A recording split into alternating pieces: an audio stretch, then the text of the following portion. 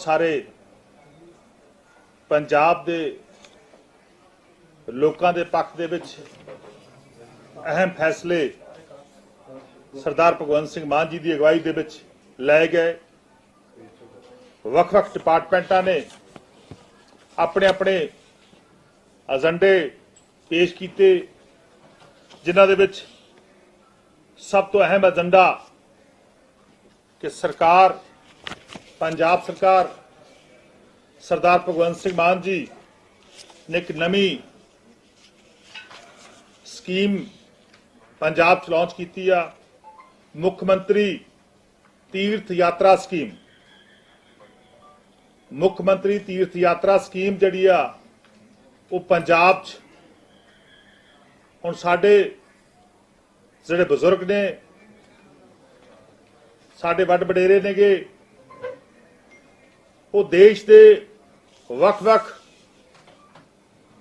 धार्मिक स्थानां दी आने वाले समय दे विच मुफ्त यात्रा करनगे। आने वाले समय दे विच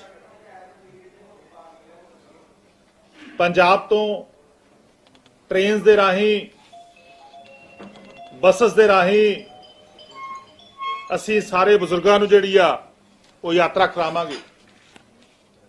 आने वाले गुरपुरब दे उत्ते इस स्कीम की जिहड़ी आ वो शुरुआत पंजाब च होगी।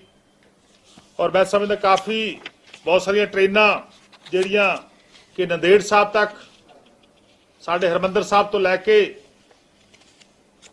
नंदेड़ साहब नूं, इसे तरह वाराणसी नूं, इसे तरह आनंदपुर साहब नूं, तलवंडी साबो नूं, माता नैना देवी मंदिर जी नूं, चिंतपुरनी नूं, जवाला जी, सालासर, ये जिन्ने भी धार्मिक स्थान नेगे, इन्हां सारे धार्मिक स्थानों के उत्ते जिहड़ी आ यात्रा जिहड़ी आ वो मुफ्त करवाई जाऊगी। इहदे लई पुख्ता प्रबंध जिहड़े नेगे वो असीं कर दिते गए ने। सो असीं एक सब कमेटी भी बनाई आ ताकि जिहड़ी होर डिटेल आ या कोई होर नवां गा वो भी उस सब कमेटी दे विच जिहड़ा हैगा डिस्कस किया जाऊगा। सो मैं समझदा अज एक साडा एक बहुत बड़ी स्कीम जिहड़ी आ वो अज मानयोग मुख्यमंत्री साहब की अगवाई च फैसला होयागा कि मुख्यमंत्री तीर्थ यात्रा स्कीम जिहड़ी आ वो पंजाब च लागू। और इहदे लई 40 करोड़ रुपए दे उपबंध जिहड़े कीते गए ने। 40 करोड़ रुपया स्कीम ते पैसे जिहड़े नेगे वो आउणगे। सो बिल्कुल उहदे असीं इंतजाम 40 करोड़ रुपए कर दिते नेगे। और गुरपुरब के शुभ दिहाड़े के उत्ते मैं समझदा एक बहुत बड़ा तोहफा साडे जिहड़े बजुर्ग नेगे, जिहड़े तीर्थ यात्रा ते जिहड़ा सफर करना चाहणगे, जाना चाहणगे, नतमस्तक होना चाहणगे, उन्हां लई असीं इह यात्रा जिहड़ी स्कीम आ वो लॉन्च कीती। इसे तरह दूसरा एक अहम फैसला कि पंजाब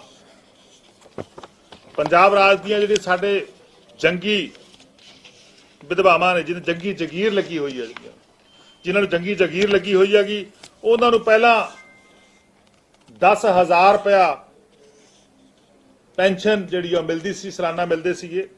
जगीर राशि जिहड़ी 10,000 सीगी, उहनूं असीं वधा के अज एक अहम फैसला किया गया।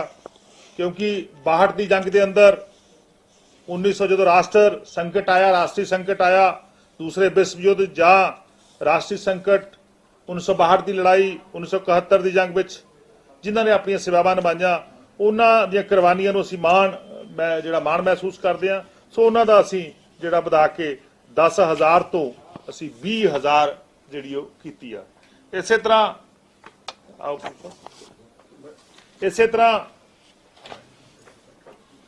तरह पैरामिलिटरी फोर्सेस दे अंदर मानयोग मुख्यमंत्री साहब ने ऐलान किया सीगा कि पैरामिलिटरी फोर्सेस दे अंदर जिहड़े जख्मी हो जाते नेगे, उन्हां लई भी जिहड़ी राशि आ वो भी असीं वधाई जागी। सो उहदे विच बड़ा जिहड़े 76% तो लैके 100% नकारा हो जाते सीगे, इन्हां नूं पहला 4 लाख रुपए मिलते सीगे, 4 तो फिर यह वध के 20 लाख रुपए होए। सो इसे इन्हां दे विच जिहड़ा हैगा 20 लाख तो वधा के हुण इह ਅਸੀਂ 40 ਲੱਖ ਰੁਪਈਆ ਰਾਸ਼ੀ ਕੀਤੀ ਆ। ਜਿਸ ਤਰ੍ਹਾਂ ਚਾਹੇ ਕਾਰਗਿਲ ਯੁੱਧ ਹੋਣ ਜਾਂ ਹੋਰ ਜਿੰਨੇ ਵੀ ਜਿਹੜੇ ਆਪਰੇਸ਼ਨ ਹੋਏ ਨੇ ਉਹਨਾਂ ਦੇ ਜਿਹੜੇ ਵੀ ਜ਼ਖਮੀ ਨੇਗੇ ਉਹ 76% ਤੋਂ ਲੈ ਕੇ ਜਿਹੜੇ 100% ਤੱਕ ਨਕਾਰਾ ਹੋ ਜਾਂਦੇ ਨੇਗੇ ਉਹਨਾਂ ਦੀ ਰਾਸ਼ੀ ਜਿਹੜੀ ਆ 20 ਲੱਖ ਤੋਂ ਵਧਾ ਕੇ 40 ਲੱਖ ਰੁਪਏ ਕੀਤੀ ਗਈ ਆ। ਇਸੇ ਤਰ੍ਹਾਂ ਜਿਹੜੇ 51% ਤੋਂ 75% ਤੱਕ ਨਕਾਰਾ ਹੋ ਜਾਂਦੇ ਸੀ ਸਾਡੇ ਸੈਨਿਕ ਭਰਾ ਉਹਨਾਂ ਦੀ ਐਕਸਗ੍ਰੇਸ਼ੀਆ ਗ੍ਰਾਂਟ ਜਿਹੜੀ ਆ 10 ਲੱਖ ਤੋਂ ਵਧਾ ਕੇ 20 ਲੱਖ ਰੁਪਏ ਕੀਤੀ ਗਈ ਆ। ਇਸੇ ਤਰ੍ਹਾਂ ਜਿਹੜੇ 25% ਤੋਂ 50% ਤੱਕ ਨਕਾਰਾ ਹੋ ਜਾਂਦੇ ਸੀਗੇ ਉਹਨਾਂ ਦੀ ਗ੍ਰਾਂਟ ਜਿਹੜੀ ਆ 5 ਲੱਖ ਤੋਂ 10 ਲੱਖ ਰੁਪਏ ਤੱਕ ਵਧਾਈ ਗਈ ਆ। ਸੋ ਇੱਕ ਬਹੁਤ ਵੱਡਾ ਫੈਸਲਾ ਮੈਂ ਸਮਝਦਾ ਪੰਜਾਬ ਦੇ ਸਾਡੇ ਜਿਹੜੇ ਸੂਰਬੀਰ ਯੋਧੇ ਪੰਜਾਬ ਦੇ ਜਿਹੜੇ ਬਹਾਦਰ ਸੈਨਿਕ ਜਿਹੜੇ ਦੇਸ਼ ਦੀ ਡਿਫੈਂਸ ਦੇ ਵਿੱਚ ਜਿਹੜੇ ਸੇਵਾਵਾਂ ਨਿਭਾਉਂਦੇ ਨੇ ਉਹਨਾਂ ਲਈ ਇੱਕ ਬਹੁਤ ਵੱਡਾ ਵਾਅਦਾ ਅੱਜ ਸਰਦਾਰ ਭਗਵੰਤ ਸਿੰਘ ਮਾਨ ਜੀ ਦੀ ਅਗਵਾਈ 'ਚ ਕੀਤਾ ਗਿਆ। ਇਸੇ ਤਰ੍ਹਾਂ ਹੋਰ ਇੱਕ ਬੜਾ ਇੰਪੋਰਟੈਂਟ ਫੈਸਲਾ ਜਿਹੜਾ ਮੈਂ ਸਮਝਦਾ ਜਿਹਦੇ ਨਾਲ ਪੰਜਾਬ ਦੇ ਸਾਡੇ ਚੇਅਰਮੈਨ ਸਾਹਿਬ ਆਏ ਪਲੀਜ਼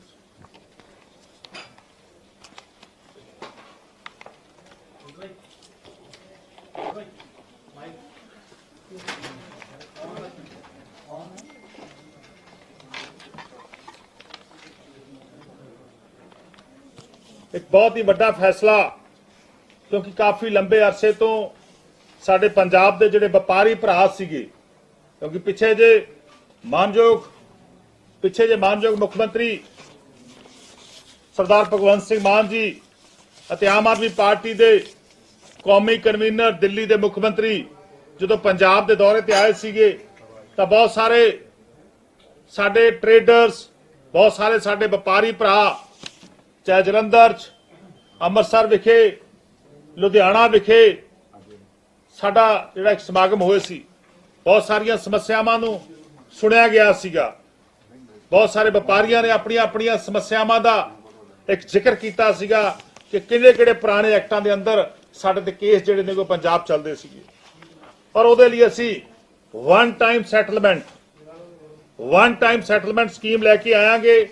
इहदे विच पंजाब वैल्यू एडिड टैक्स यानी कि पंजाब वैट टैक्स एक्ट जिहड़ा 2005 ਉਹਦੇ केसेस CST एक्ट 1956 ਉਹਦੇ case Punjab infrastructure development regulation act 2002 ਉਹਦੇ case Punjab general sales tax 1948 ਉਹਦੇ case Punjab entertainment act tax 1954 ਉਹਨਾਂ ਦੇ case Punjab tax on luxury act 2009 ਉਹਨਾਂ ਦੇ case Punjab institution and other building tax 2011 ਇਹਨਾਂ ਦੇ केस लगभग 61,847 केस ਬਣਦੇ ਨੇ ਹੁਣ तक 61,847 केस ने जिहदे विच मैं समझना बैट जिहड़ा कि 2017 तो जो GST का एक्ट आयागा जो GST एक्ट आयागा जो one tax one nation one tax का फार्मूला देश लागू होया तो उस समय GST तो पहला जिहड़े टैक्स दी रजीम चलदियां सी स्टेटां दे अंदर उहदे विच सब तो वध केस जिहड़े ने कि पंजाब वैट टैक्स दे ने कि लगभग 32,699 32,659 टैक्स जिहड़े केस सीगे वो पेंडिंग पए सीगे। ये सारिਆਂ ਨੂੰ ਅਸੀਂ बहुत ਵੱਡੀ ਰਾਹਤ ਜਿਹੜੀ ਆ ਪੰਜਾਬ ਦੇ ਅਸੀਂ ਟ੍ਰੇਡਰ ਨੂੰ ਪੰਜਾਬ ਦੇ ਵਪਾਰੀਆਂ ਨੂੰ ਦੇਣ ਜਾ ਰਹੇ ਹਾਂਗੇ। ਅੱਜ ਕੈਬਨਿਟ ਦਾ ਬਹੁਤ ਹੀ ਅਹਿਮ ਫੈਸਲਾ ਮੈਂ ਸਮਝਦਾ ਦੀਵਾਲੀ ਉੱਪਰ ਦੀਵਾਲੀ ਦੇ ਸ਼ੁਭ ਤਿਉਹਾਰ ਦੇ ਉੱਤੇ ਗਿਫਟ ਸਰਦਾਰ ਭਗਵੰਤ ਸਿੰਘ ਮਾਨ ਮਾਨਯੋਗ ਮੁੱਖ ਮੰਤਰੀ ਸਾਹਿਬ ਨੇ ਵਪਾਰੀਆਂ ਨੂੰ ਦਿੱਤਾਗਾ ਕਿਉਂਕਿ ਬੜੀ ਚਿਰੋਕੋਣੀ ਮੰਗ ਸੀਗੀਆਂ। ਹੁਣ ਤੱਕ 2 ਬੈਟ ਦੀਆਂ ਸਕੀਮਾਂ ਪੰਜਾਬ ਚ ਆਈਆਂ ਸੀਗੀਆਂ 2 वन टाइम सैटलमेंट ਦੀਆਂ ਸਕੀਮਾਂ वन टाइम सैटलमेंट ਦੀਆਂ 2 ਸਕੀਮਾਂ ਪੰਜਾਬ ਚ ਆਈਆਂ ਸੀਗੀਆਂ ਔਰ ਦੋਨੇ ਹੀ ਸਕੀਮਾਂ ਫੇਲ ਹੋ ਚੁੱਕੀਆਂ ਸੀ ਪੰਜਾਬ ਚ ਔਰ ਸਾਰਾ ਐਨਾਲਿਸਿਸ ਮੇਰੀ ਅਗਵਾਈ ਚ ਸਬ ਕਮੇਟੀ ਬਣੀ ਸੀਗੀ ਅਸੀਂ ਸਾਰਾ ਐਨਾਲਿਸਿਸ ਕੀਤਾ ਅਸੀਂ ਬਹੁਤ ਸਾਰੇ ਟ੍ਰੇਡਰਸ ਦੇ ਨਾਲ ਮੀਟਿੰਗਾਂ ਕੀਤੀਆਂ ਔਰ ਸਾਰੇ ਉਹਨਾਂ ਤੋਂ ਇਨਪੁਟ ਲਏ ਚਾਹੇ ਅੰਮ੍ਰਿਤਸਰ ਦੇ ਅੰਦਰ ਜਦੋਂ ਅਰਵਿੰਦ ਕੇਜਰੀਵਾਲ ਜੀ ਆਏ ਉਸ ਸਮੇਂ ਲੁਧਿਆਣਾ ਜਲੰਧਰ, ਮੋਹਾਲੀ, ਸਾਰੇ ਸ਼ਹਿਰਾਂ ਦੇ ਅੰਦਰੋਂ ਇੱਕ ਡਾਟਾ ਤਿਆਰ ਕਰਕੇ ਉਹਨਾਂ ਦੀਆਂ ਗੱਲਾਂ ਸੁਣ ਕੇ, ਉਹਨਾਂ ਦੇ ਸਮੱਸਿਆਵਾਂ ਨੂੰ ਸੁਣ ਕੇ ਉਹਨਾਂ ਦੇ ਹੱਲ ਕਰਨ ਦਾ ਵੈਸੇ ਵਾਅਦਾ ਕੀਤਾ ਸੀ। ਇਲੈਕਸ਼ਨ ਤੋਂ ਪਹਿਲਾਂ ਦਾ ਵਾਅਦਾ ਸੀਗਾ, ਸੋ ਉਸ ਤੋਂ ਬਾਅਦ ਵੀ ਦੁਬਾਰਾ ਸੁਣੀਆਂ। ਸੋ ਅੱਜ ਜਿਹੜਾ ਅਸੀਂ ਇੱਕ ਅਹਿਮ ਫੈਸਲਾ ਉਹਨਾਂ ਦੇ ਹੱਕ ਵਿੱਚ ਲਿਆਗਾ, ਔਰ ਜਿਨ੍ਹਾਂ ਦਾ ਲਮਸਮ ਟੈਕਸ 1 ਲੱਖ ਰੁਪਏ ਤੱਕ ਆ, ਜਿਹੜੇ ਵਪਾਰੀਆਂ ਨੇ ਡਿਪਾਰਟਮੈਂਟ ਦਾ 1 ਲੱਖ ਰੁਪਏ ਤੱਕ ਦਾ ਟੈਕਸ ਦੇਣਾਗਾ, ਉਹ ਸਾਰਾ ਦਾ ਸਾਰਾ ਅਸੀਂ ਵੇਵ ਆਫ ਕੀਤਾਗਾ, ਸਾਰਾ ਦਾ ਸਾਰਾ ਮਾਫ ਕੀਤਾਗਾ। ਸੋ ਮੈਂ ਸਮਝਦਾ ਇੱਕ ਵੱਡਾ ਜਿਹੜਾ ਹੈਗਾ ਫਾਇਦਾ ਪੰਜਾਬ ਦੇ 39,787 ਜਿਹੜੇ ਜਿਨ੍ਹਾਂ ਦਾ 1 ਲੱਖ ਤੱਕ ਦਾ 100% ਉਹਨਾਂ ਦਾ ਟੈਕਸ ਵੀ ਮਾਫ ਆ, ਇੰਟਰਸਟ ਵੀ ਮਾਫ ਆ, ਔਰ ਪਲੈਂਟੀ ਵੀ ਜਿਹੜੀ ਆ ਉਹ 1 ਲੱਖ ਤੱਕ ਜਿਹੜੇ ਆਉਂਦੇ ਨੇ ਉਹਨਾਂ ਦਾ ਸਾਰਿਆਂ ਦਾ ਮਾਫ ਆ। 1 ਲੱਖ ਤੋਂ ਲੈ ਕੇ ਜਿਨ੍ਹਾਂ ਦੀ 1 ਲੱਖ ਤੋਂ ਲੈ ਕੇ 1 ਕਰੋੜ ਰੁਪਏ ਤੱਕ ਦਾ, 1 ਲੱਖ ਤੋਂ ਲੈ ਕੇ 1 ਕਰੋੜ ਰੁਪਏ ਤੱਕ ਦਾ ਜਿਨ੍ਹਾਂ ਦੇ ਖਿਲਾਫ ਟੈਕਸ ਖੜਾਗਾ, ਉਹਨਾਂ ਦੇ ਵਿੱਚੋਂ ਅਸੀਂ ਫੈਸਲਾ ਕੀਤਾਗਾ। ਸਰਦਾਰ ਭਗਵੰਤ ਸਿੰਘ ਮਾਨ ਜੀ ਨੇ ਇੱਕ ਬਹੁਤ ਵੱਡੀ ਫਰਾਖਦਿਲੀ ਪੰਜਾਬ ਦੇ ਲੋਕਾਂ ਨੂੰ ਦਿਖਾਉਂਦੇ ਹੋਏ ਪਹਿਲੀ ਵਾਰ ਹੋਇਆਗਾ।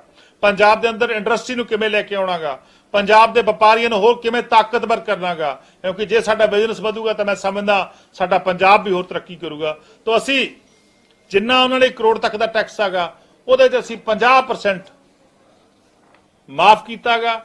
ਇਹਦੇ ਨਾਲ ਹੀ 100% ਜਿਹੜਾ ਉਹਦਾ ਇੰਟਰਸਟ ਮਾਫ ਹੋਇਆਗਾ, ਔਰ 100% ਹੀ ਜਿਹੜੀ ਉਹਦੀ ਸੀ ਪੈਨਲਟੀ ਮਾਫ ਕੀਤੀ ਆ। ਕੁੱਲ ਜਿਹੜੇ ਕੇਸ ਨੇਗੇ 1 ਲੱਖ ਤੋਂ ਲੈ ਕੇ 1 ਕਰੋੜ ਤੱਕ 19,361 ਹੋ ਗਏ। 1 ਲੱਖ ਤੱਕ 39,787 ਤੇ 1 ਕਰੋੜ ਤੱਕ 1 ਲੱਖ ਤੋਂ ਲੈ ਕੇ 19,361, ਯਾਨੀ ਕਿ ਟੋਟਲ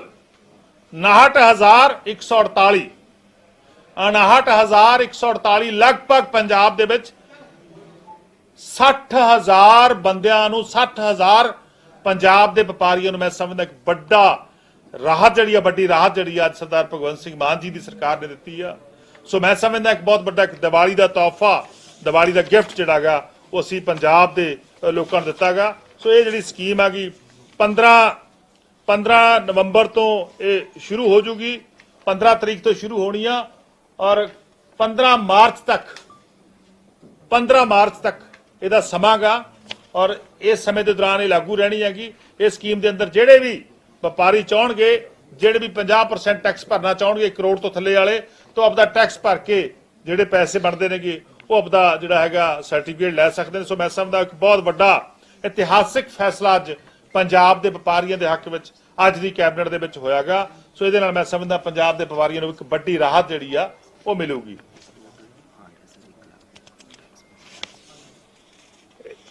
ਜਿਹੜੀ ਟੋਟਲ ਡਿਮਾਂਡ ਆ ਨਾ ਜੀ 1 ਲੱਖ ਤੱਕ ਤੋਂ ਲੈ ਕੇ, ਉਹਦੇ ਵਿੱਚ ਟੈਕਸ ਵੀ ਆ, ਇੰਟਰਸਟ ਵੀ ਆ ਤੇ ਪੈਨਲਟੀ ਵੀ ਆ। 1 ਲੱਖ ਤੱਕ ਦੀ ਅਮਾਉਂਟ ਦਾ ਮਤਲਬ ਆ ਕਿ ਇਹ ਨਹੀਂ ਕਿ ਟੈਕਸ, ਉਹਦੇ ਵਿੱਚ ਟੈਕਸ ਵੀ ਆ, ਇੰਟਰਸਟ ਵੀ ਆ ਤੇ ਪੈਨਲਟੀ ਵੀ ਆ, ਔਰ ਇਸੇ ਤਰ੍ਹਾਂ ਜਿਹੜਾ 1 ਕਰੋੜ ਤੱਕ ਆ ਉਹਦੇ ਵਿੱਚ ਵੀ ਟੈਕਸ ਵੀ ਆ, ਪੈਨਲਟੀ ਵੀ ਆ ਤੇ ਇੰਟਰਸਟ ਵੀ ਆ। ਸੋ ਮੈਂ ਸਮਝਦਾ ਅੱਜ ਇੱਕ ਦੀਵਾਲੀ ਦੇ ਮੌਕੇ ਦੇ ਸ਼ੁਭ ਮੌਕੇ ਦੇ ਉੱਤੇ ਸਰਦਾਰ ਭਗਵੰਤ ਸਿੰਘ ਮਾਨ ਜੀ ਨੇ ਇੱਕ ਵੱਡਾ ਫੈਸਲਾ ਪੰਜਾਬ ਦੇ ਵਪਾਰੀਆਂ ਦੇ ਹੱਕ ਵਿੱਚ ਦਿੱਤਾਗਾ। ਬਹੁਤ ਹੀ ਮੈਂ ਸਮਝਦਾ ਅਹਿਮ ਫੈਸਲਾ ਜੇ ਹੋਇਆਗਾ। ਇਸ ਤੋਂ ਬਿਨਾਂ ਪੰਜਾਬ ਦੇ ਅੰਦਰ ਕਾਨਗੋਜ਼ ਦਾ ਤੇ ਪਟਵਾਰੀਆਂ ਦਾ, ਕਾਨਗੋ ਤੇ ਪਟਵਾਰੀਆਂ ਦਾ ਕਾਮਨ ਕਾਡਰ ਨਹੀਂ ਸੀ ਪੰਜਾਬ ਦੇ ਅੰਦਰ, ਕਾਮਨ ਕਾਡਰ ਨਹੀਂ ਸੀ ਪੰਜਾਬ ਦੇ ਅੰਦਰ। ਜ਼ਿਲ੍ਹਿਆਂ ਦੇ ਕਾਡਰ ਬਣੇ ਹੋਏ ਸੀ, ਡਿਸਟ੍ਰਿਕਟ ਦੇ ਕਾਡਰ ਬਣੇ ਹੋਏ ਸੀਗੇ। ਅੱਜ ਉਹ ਵੀ ਇੱਕ ਬਹੁਤ ਹੀ ਅਹਿਮ ਫੈਸਲਾ ਹੋਇਆਗਾ। ਕਿਉਂਕਿ ਹੁਣ ਸ਼ਹਿਰੀਕਰਨ ਜਿਹੜਾ ਪੰਜਾਬ ਦਾ ਸ਼ਹਿਰੀਕਰਨ ਬੜੀ ਤੇਜ਼ੀ ਦੇ ਨਾਲ ਹੋ ਰਿਹਾਗਾ। ਸੋ ਅੱਜ ਬਹੁਤ ਹੀ ਅਹਿਮ ਫੈਸਲਾ ਹੋਇਆਗਾ ਕਿ ਇੱਕ ਪੰਜਾਬ ਦਾ ਕਾਮਨ ਕਾਡਰ ਜਿਹੜਾ ਉਹ ਅੱਜ ਅਸੀਂ ਪੰਜਾਬ 'ਚ ਬਣ ਗਿਆ। ਅੱਜ ਤੋਂ ਬਾਅਦ ਸਾਰਾ ਪਟਵਾਰੀਆਂ ਦਾ ਤੇ ਕਾਨਗੋ ਦਾ ਕਾਮਨ ਕਾਡਰ ਹੋਊਗਾ। ਪਹਿਲਾਂ ਨਾਇਬ ਤਹਿਸੀਲਦਾਰਾਂ ਦਾ ਤੇ ਤਹਿਸੀਲਦਾਰਾਂ ਦਾ ਕਾਮਨ ਕਾਡਰ ਸੀਗਾ ਇਸ ਰੈਵਨਿਊ ਡਿਪਾਰਟਮੈਂਟ ਦੇ ਅੰਦਰ। ਹੁਣ ਜਿਹੜਾ ਹੈਗਾ ਸੋ ਉਹ ਕਾਮਨ ਕਾਡਰ ਜਿਹੜਾ ਪਟਵਾਰੀਆਂ ਤੇ ਕਾਨਗੋ ਦਾ ਵੀ ਬਣ ਗਿਆ। ਸੋ ਇਹਦੇ ਨਾਲ ਬਹੁਤ ਵੱਡਾ ਫੈਸਲਾ ਜਿਹੜਾ ਰਾਹਤ ਆ ਲੋਕਾਂ ਨੂੰ ਮਿਲੂ ਜੀ। ਇਹ ਸਰ ਇੱਕ ਵਾਰੀ ਤੀਰਥ ਸਥਾਨ ਦੱਸ ਦਿਓ ਕਿ ਕਿਹੜੇ ਕਿਹੜੇ, ਔਰ ਉਮਰ ਕੋਈ ਤੈਅ ਕੀਤੀ ਹੈ ਕਿ 60 ਸਾਲ ਤੋਂ ਉੱਪਰ ਹੈ ਜਾਂ ਕਿੰਨੇ ਹੈ, ਔਰ ਇਹਨਾਂ ਦਾ ਕੋਈ ਹੈਲਪ ਕਰਨ ਦੇ ਲਈ ਕੋਈ ਨਾਲ ਇੱਕ ਬੰਦਾ ਵੀ ਜਾ ਸਕਦਾ ਜਿਹੜਾ ਇਹਨਾਂ ਦੇ ਸਾਥ ਸੰਭਾਲਦਾ। ਦੇਖੋ ਤੀਰਥ ਸਥਾਨ ਜਿਨ੍ਹਾਂ ਵਿੱਚ ਬਾਤ ਕਰੋ, ਜਿਨ੍ਹਾਂ ਵਿੱਚ ਹਜੂਰ ਸਾਹਿਬ, ਨੰਦੇੜ ਸਾਹਿਬ, ਪਟਨਾ ਸਾਹਿਬ ਬਿਹਾਰ ਦੇ ਵਿੱਚ, ਵਾਰਾਣਸੀ, ਹੋਰ ਬਹੁਤ ਸਾਰੇ ਧਾਰਮਿਕ ਸਥਾਨ, ਇਸੇ ਤਰ੍ਹਾਂ ਅਨੰਦਪੁਰ ਸਾਹਿਬ, ਤਲਵੰਡੀ ਸਾਬੋ, ਮਾਤਾ ਨੈਣਾ ਦੇਵੀ ਮੰਦਿਰ, ਸ਼੍ਰੀ ਅਨੰਦਪੁਰ ਸਾਹਿਬ, ਚਿੰਤਪੁਰਨੀ ਮੰਦਿਰ, ਜਵਾਲਾ ਜੀ ਮੰਦਿਰ, ਸਾਲਾਸਰ, ਇਹ ਸਾਰੇ ਜਿਹੜੇ ਅਸੀਂ ਜਿਹੜੇ ਬਣਾਏ ਨੇਗੇ। ਇਸ ਤੋਂ ਬਿਨਾਂ ਸਾਡੀ ਇੱਕ ਸਬ ਕਮੇਟੀ ਬਣੀ ਆ ਜਿਹਦੇ ਵਿੱਚ ਅਮਨ ਅਰੋੜਾ ਜੀ, ਸਰਦਾਰ ਕੁਲਦੀਪ ਸਿੰਘ ਢਾਲੀਵਾਲ ਜੀ, ਭੁੱਲਰ ਸਾਹਿਬ ਮੇਰੇ ਨਾਲ ਬੈਠੇ ਨੇਗੇ। ਭੁੱਲਰ ਸਾਹਿਬ ਉਸ ਸਬ ਕਮੇਟੀ 'ਚ ਹੋਣਗੇ। ਜਿਹੜੇ ਵੀ ਕੋਈ ਨਵੇਂ ਸੁਝਾਅ ਆਉਣਗੇ ਉਹ ਵੀ ਲੈ ਜਾਣਗੇ। ਬਿਲਕੁਲ ਬਹੁਤ ਸਾਰੇ ਹੋਰ ਵੀ ਇਹ 'ਚ ਅਸੀਂ ਜਿਹੜੇ ਸੁਝਾਅ ਆਏ ਸੀਗੇ ਉਹਨਾਂ ਨੂੰ ਇਨਕਾਰਪੋਰੇਟ ਕਰਕੇ